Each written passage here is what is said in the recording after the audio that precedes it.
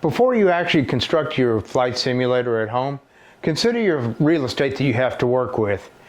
You may find out that you want to put some size monitor that just is not going to be feasible for the space allowed.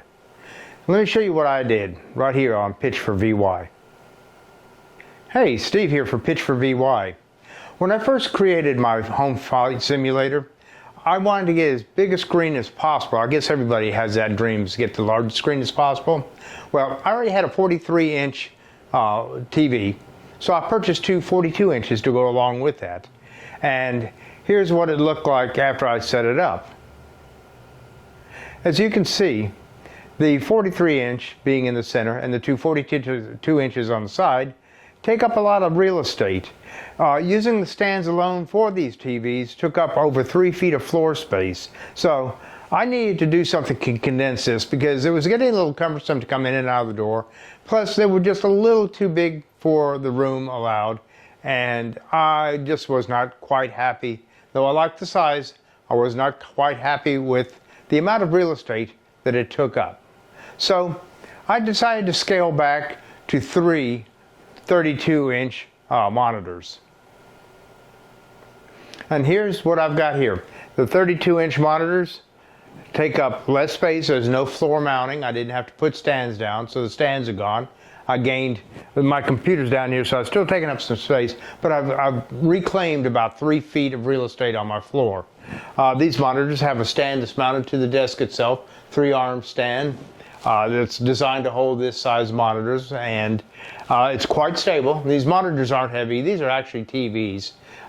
And if you ever wonder why 32-inch monitor or whatever monitor is, TV's more or less expensive than a monitor, it's because monitors are designed for a high resolution at a close range where TVs don't have that particular need. So that's why you can find TVs, a 40-inch or 42-inch TV is less than a 42-inch monitor, but that's totally another ball of wax there. But anyway, I've got 3 32-inch TVs here, and as you can see, it actually takes up less space.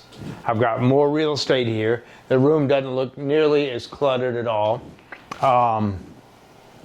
It suits where my cockpit's at and everything. I did have to adjust a little bit on the cockpit to center things a little bit differently.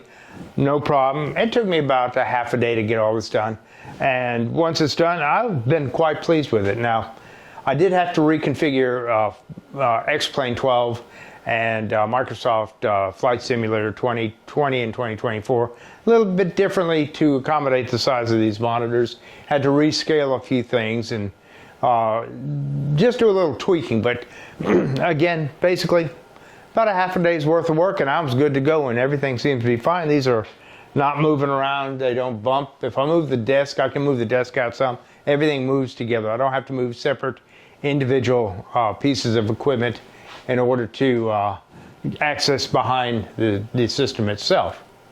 Now, if you're wondering, what did I do with those other TVs? Well, one of the TVs, 43-incher, I put up into one of the bedrooms upstairs.